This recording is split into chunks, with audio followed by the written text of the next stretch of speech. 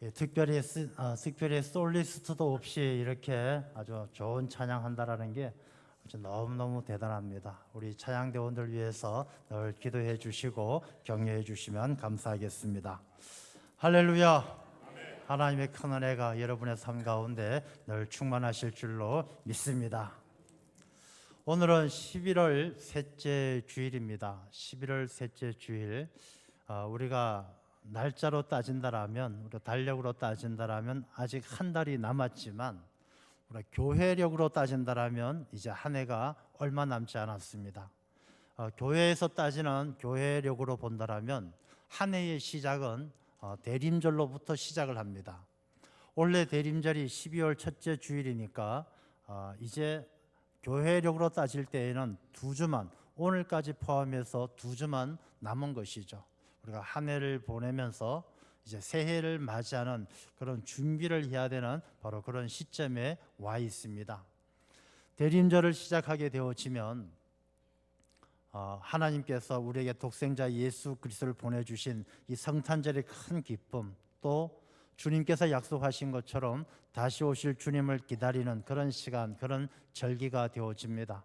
그래서 대림절을 맞이하기 이전에 또 한 해를 보내면서 오늘과 또 다음 주, 어쩌면 2024년에 또 실질적으로 마지막 주일이라 할 수 있는 이때에 오늘 주신 말씀을 통해서 하나님은 우리에게 새해를 어떻게 준비하게 하시는가, 이 말씀을 통해서 하나님의 큰 은혜가 있게 될 줄로 믿습니다.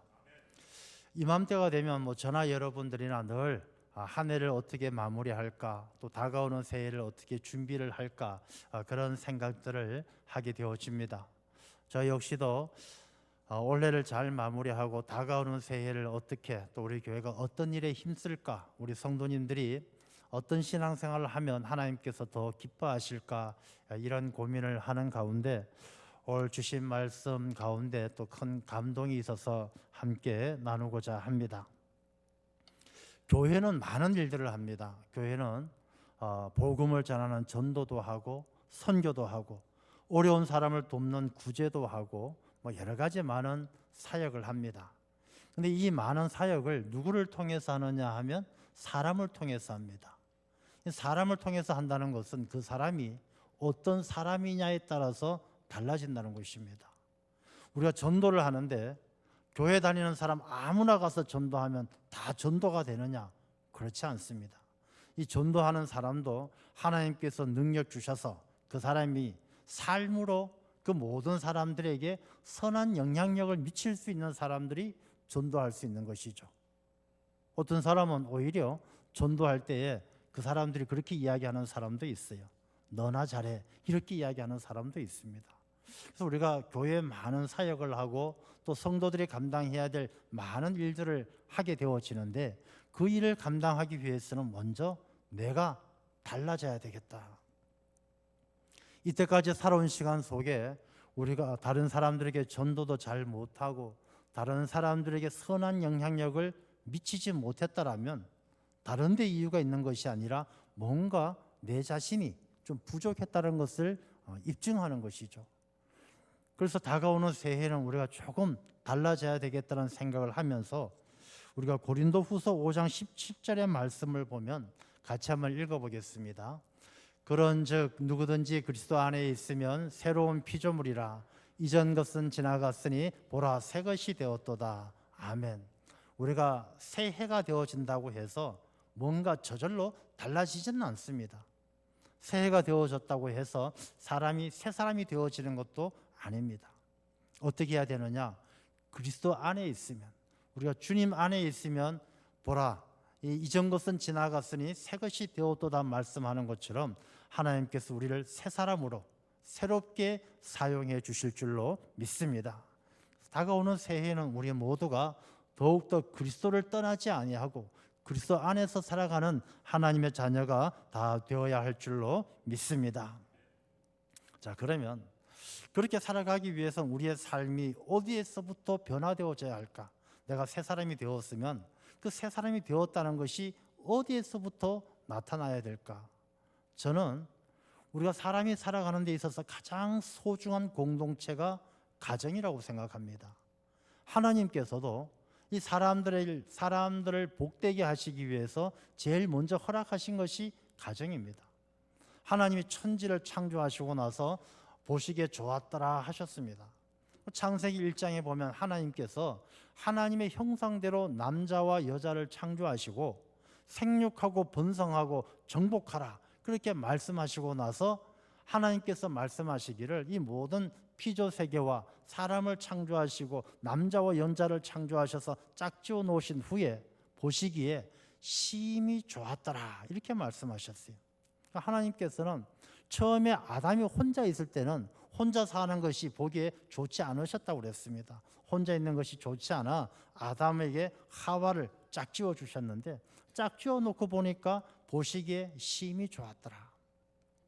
하나님 보시기에 좋은 것은요, 좋은 가정을 이루고 생육하고 번성하며 하나님이 주신 세상을 잘 정복해서, 이 정복이란 것은 사람의 뜻대로 다스리는 것이 아니라 하나님의 말씀에 순종해서 이 모든 피조물의 세계가 하나님의 영광을 드러낼 수 있도록 그런 책임을 우리에게 주셨는데, 그 책임을 잘할 때 하나님께서 보시기에 심히 좋았다라는 것입니다. 그래서 저는 새로운 피조물이 되고 하나님 나라에 귀하게 쓰임받는 사람의 처음의 시작은 어딜까? 저는 가정이라고 생각합니다.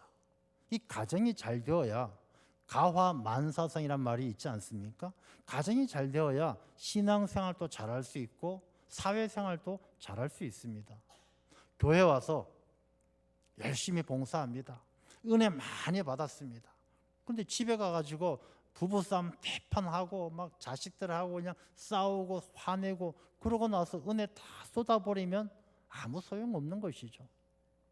이 가정이라는 것이 얼마나 소중한지 우리가 잘 생각을 해야 하는 것입니다. 그런데 하나님께서 요즘 대한민국 사회, 우리 이 나라의 가정들을 보시면 하나님께서 천지를 창조하시고 심히 좋았던 그 마음이 지금도 여전히 좋으실까? 그렇게 생각해 볼 때는 좀 아니다 싶은 생각이 드는 것입니다. 하나님께서 분명히 둘을 짝지어 한 몸을 이룰지로다 이렇게 말씀하셨는데 우리나라 이 사회에 보면은 이혼율이 세계에서 1등입니다.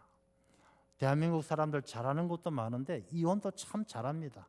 뭐 하루아침에 조금만 마음 상하면 돌아서는 게 너무 쉽습니다.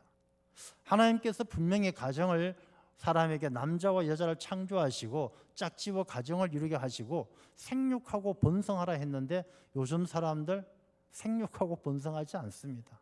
출산율이 세계에서 제일 꼴찌입니다. 자, 하나님 보시기에 우리 대한민국의 가정이 하나님의 마음을 심히 좋았더라 하시게 해드리지 못하고 있는 것이 아닌가 그런 생각을 하게 되어집니다. 그래서 이 가정의 문제를 한번 생각해 보면서 어떻게 하면 이 가정이 회복되어지고 이 가정이 하나님 마음에 하나님 보시기에 좋은 가정을 이룰 수 있을까? 오늘 본문의 말씀에도 16절 말씀에 보면 15절 말씀에 보면 라오디게아에 있는 형제들과 눈바와 그 여자의 집에 있는 교회에 문안하고 이렇게 말씀하시는데 그 여자의 집에 있는 교회, 가정에 있는 교회, 이 가정이 하나님을 기쁘게 하는 것은 어떤 일을 할 수 있을까 한번 생각해 보게 되어집니다. 자, 먼저 가정이 왜 소중하냐 하면요, 사무엘상에 보면 엘리 제사장의 가문 이야기가 나옵니다. 엘리 제사장입니다. 여러분, 제사장은 신앙도 훌륭하고 하나님도 잘 섬기고 모든 사람들에게 본이 되는 지도자입니다.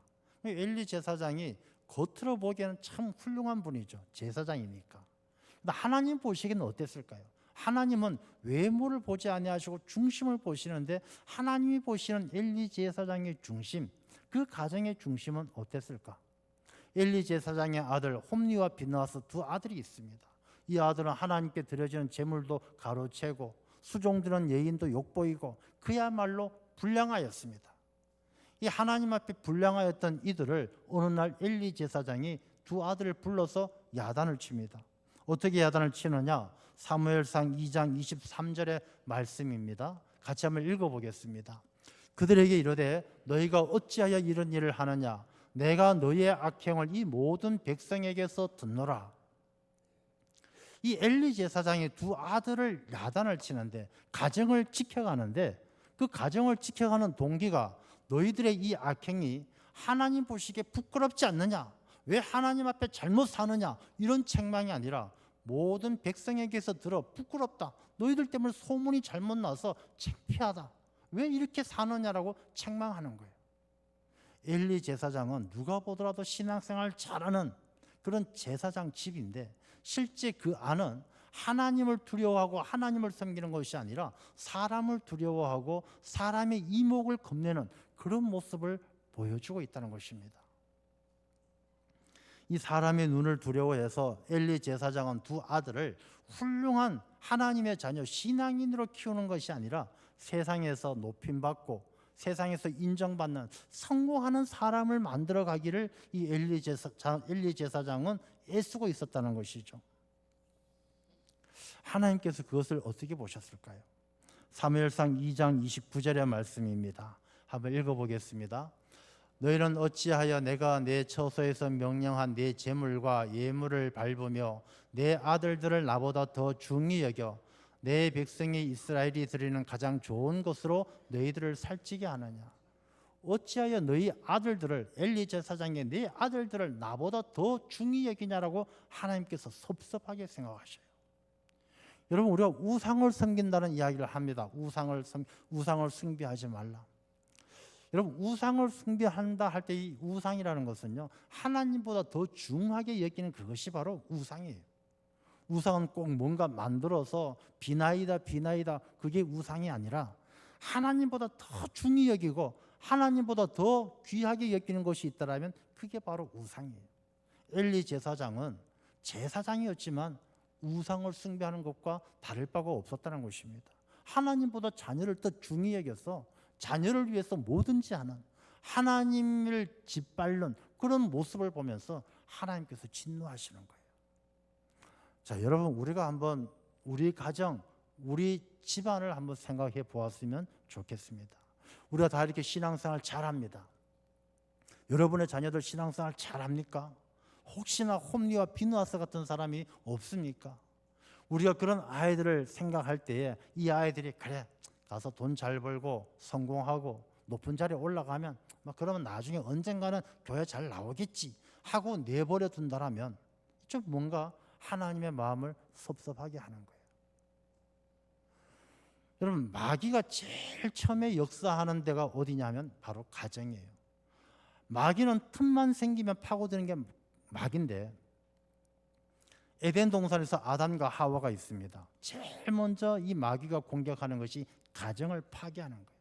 하와를 막 부추겨가지고 저 선악과 먹으면 너 하나님처럼 될 수 있어. 저거 먹어. 먹고 나서 혼자만 먹습니까? 그 죄를 아담에게도 떠넘겨 줍니다. 아담도 먹었습니다. 하나님께서 아담에게 너 왜 먹었냐? 하나님께서 저한테 주신 저 여자 때문에 먹었습니다. 그럼 마귀는요, 틈만 나면 가정부터 분열시키기 시작하고 가정부터 혼란스럽게 만드는 거예요. 엘리 제사장이 그렇게 우상 숭배하듯이 하나님보다 자녀를 더 중히 여길 때 마귀가 역사해서 그 집에 하나님 진노가 임하시는 거예요. 하나님의 진노가 사무엘상 2장 32절과 34절을 보면요, 저 말씀을 보면 너 집에 영원토록 노인도 없을 것이고 너희 집에 젊은 사람들은 다 젊어서 죽게 될 것이고 내 아들 홈리와 비느하스는 한날에 다 죽게 될 것이다. 하나님의 진노가 임하는 거예요. 그래서 우리가 복된 삶을 살아가기 위해서는 가정을 잘 지키는 게 중요하고 이 가정은 마귀가 가장 처음 노리는 것이 가정이기 때문에 가정을 지키는 방법이 무엇이냐? 영적 전쟁을 우리가 해야 되는 것입니다. 야고보서 4장 7절에도 보면 마귀를 대적하라 그리하면 너희를 피하리라 그랬어요. 여러분 가정 속에 언제부터인가 여러분들이 엘리 제사장처럼 여러분들은 신앙생활 잘하고 교회 와서 인정받고 목사가 되고 장로가 되고 권사가 되고 인정받을지 모르지만 언제부터인가 그 마음속에 하나님보다 자녀를 더 중히 여기고 가정에서 돈 잘 벌고 성공하면 되겠다는 그 마음이 하나님께서 얼마나 섭섭하게 생각하시는지를 우리가 기억해야 한다는 것입니다. 그래서 이 가정을 회복하기 위해서는요, 우리가 영적 전쟁 치열한 마음을 가지고 마귀를 대적하는 마음을 가지고 이 가정을 회복시키는 일에 힘써야 한다는 것입니다. 마귀가 역사하면 어떤 일이 일어나느냐? 갈라디아서 5장 19절에서 21절까지 말씀을 보면 마귀가 역사하면 육체의 일이 분명해져요. 그러니까 육체의 일은 분명한데 마귀가 역사하면 하나님을 섬기는 영적 삶이 아니라 육체적인 삶, 육적인 만족을 위해서 살아가는 삶이 되어지는데 음행과 호색과 우상 숭배, 원수 맺는 것, 당 짓는 것, 분열한 것, 술 취하고 방탕한 것, 이 모든 것들이 마귀의 역사예요. 그 마귀가 왜 그렇게 역사하느냐? 저 21절 마지막 말씀을 보면 이런 일을 하는 자들은 하나님의 나라를 유업으로 받지 못할 것이요. 하나님은 이 마귀가 가정에 틈타서 하나님의 백성들이 하나님의 나라를 유업으로 받지 못하도록 하나님을 멀리 떠나도록 하나님을 배신하도록 마귀는 끊임없이 가정을 통해서 역사한다는 것입니다. 그래서 이 가정을 통해서 역사하는 이 마귀를 싸우기 위해서는 우리가 어떻게 싸워야 되느냐? 마귀를 대적하는 방법이 무엇이냐? 마귀가 우리 가정에 침범하지 못하도록 하는 방법이 무엇이냐? 여러분들 이스라엘 백성들이 애굽에서 나올 때 유월절을 기억하실 것입니다. 죽음의 사자들이 애굽의 모든 장자들을 죽일 때에 이스라엘의 가정, 하나님의 백성의 가정은 이 문지방의 문설주에 어린 양의 피를 발랐을 때 이 죽음의 그림자가 건너뛰었기 때문에 유월절 아니겠습니까? 우리의 가정이 이 마귀의 역사를 이겨내고 마귀를 대적해서 하나님께서 축복하시는 가정이 되기 위해서는 어린 양의 피가 발라져 있는 것처럼 그리스도 안에서 새로운 피조물이 되어야 할 줄로 믿습니다. 우리가 그 일에 힘써야 되는 거예요. 우리가 그냥 가만히 있으면요, 엘리 제사장 집처럼 하나님의 심판 가운데 젊어서 다 죽고 늙은이를 볼 수 없고 자식들이 한날에 죽는 그 무서운 일들이 우리 가정에도 일어날 수 있다는 것입니다. 이 아브라함은 엘리 제사장하고 달랐어요. 하나님께서 너 독자 이삭을 내게 바쳐라 할 때 이 아브라함의 마음속에는 왜 갈등이 없었겠습니까? 마귀가 틈을 노리는 거예요. 야, 잘됐다, 찬스다. 요 아브라함이 조금만 방심하면 마귀가 역사할 거예요. 그런데 아브라함은 마귀가 역사할 틈을 안 주는 거예요. 그러니까 이런 아침부터 일어나가지고 종들을 데리고 올라가서 망설임 없이 칼로 이삭을 하나님께 제물로 드릴 때 하나님께서 아브라함아, 아브라함아, 너가 너 독자 아들 독자도 아끼지 아니하였거늘 내가 너에게 큰 복을 내리라. 하나님께서 그 가정의 믿음을 보시고 그 아브라함의 가정을 복되게 하셨다는 것입니다. 그래서 저는 2025년 우리 가정마다 마귀를 대적하는 가정 예배가 회복되어지는 축복의 한 해가 되어야 할 줄로 믿습니다. 이 마귀가 피하는 방법은 있어요. 여러분들 국가대표 축구 시합 보잖아요. 한국하고 일본이 축구 시합을 합니다. A팀 국가대표 축구 시합 합니다. 새벽 2시에 합니다. 온 아파트가 새벽 2시에 돼도 잠을 안 자는 거예요. 골을 넣었다 그러면 동시에 아파트가 떠나갈 정도로 와 하고 소리 지릅니다. 그때 느끼는 감정이 무엇입니까? 야, 대한민국 살아있다. 한국 사람들 살아있다. 이 새벽 2시에도 국가대표 응원하고 골 넣었을 때 저렇게 좋아하고 대한민국을 외치는 거 보면서 야, 대한민국 살아있다 느끼는 거예요. 여러분, 마귀를 대적하는 방법은요, 가정마다 하나님을 찬양하는 찬송의 소리가 그치지 아니하고 하나님을 부르짖는 기도의 소리가 그치지 아니할 때 어떤 마귀도 그 가정을 침범하지 못하게 될 줄로 믿습니다. 초대교회 때, 오늘 본문의 말씀에 나오는 초대교회 때 이야기입니다. 이 초대교회 때 라오디게아에 있는 형제들과 눈바와 그 여자의 집에 있는 교회에 문안하고 이렇게 말씀하시는데, 초대교회는 우리가 생각할 때는 막 뜨겁고 막 신앙생활 잘했다고 생각되어지는데 내면적으로는 그래 했지만 이 외면에 있어서는 굉장히 핍박당하고 고통당했어요. 325년 니케아 종교회의 때에 이 기독교가 공인되기 이전에는 기독교인들은 밖에 모여서 예배를 온전하게 드리지 못했습니다. 늘 핍박당하고 도망다니면서 지하에 들어가서 예배드리고 가정에 숨어서 예배드리고 그렇게 예배를 드렸어요. 근데 그 가정마다 드리던 그 예배가 초대교회의 힘이 되어졌어요.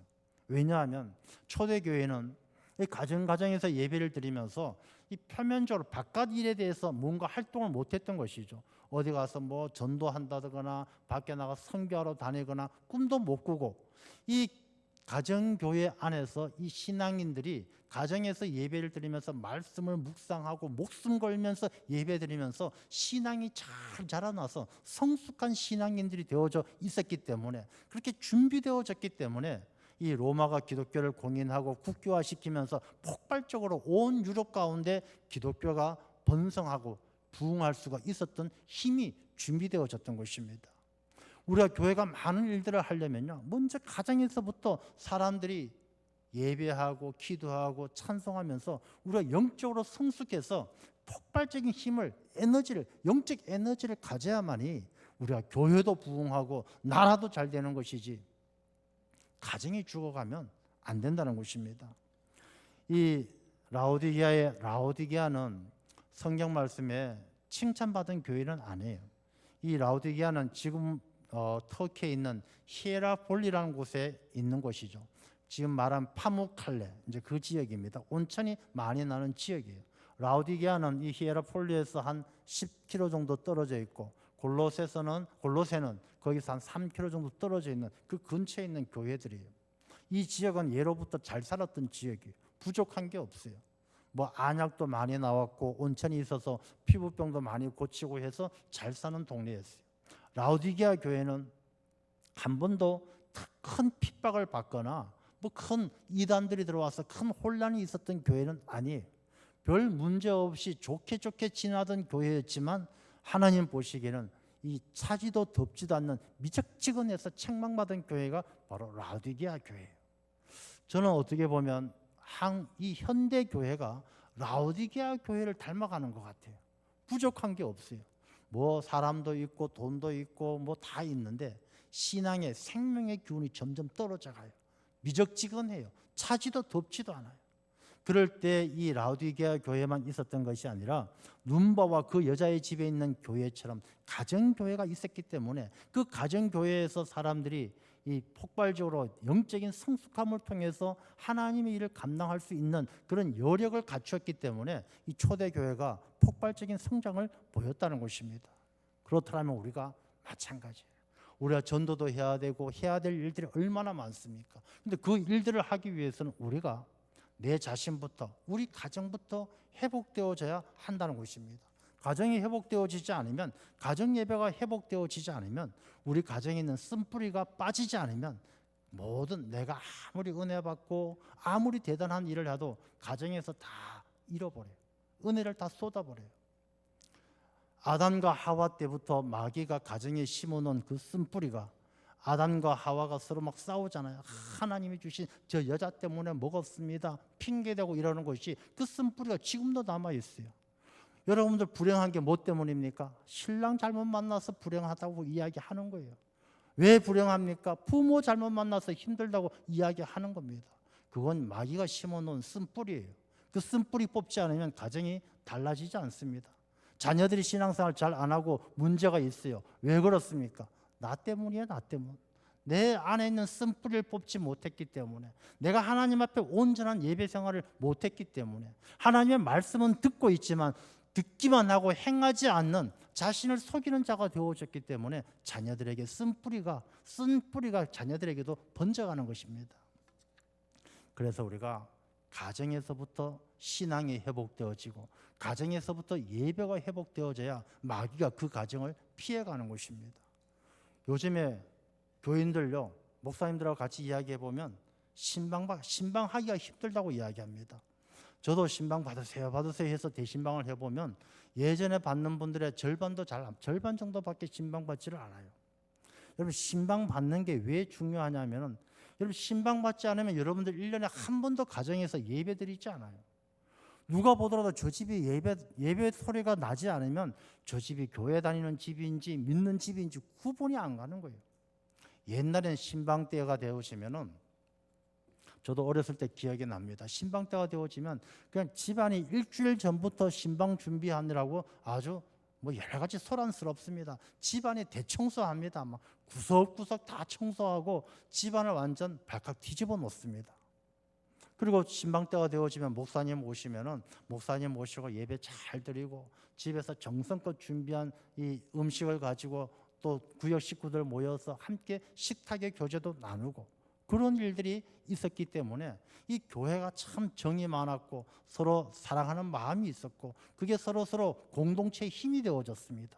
근데 특히 코로나 이후로는요, 이 신방하기가 힘들어요.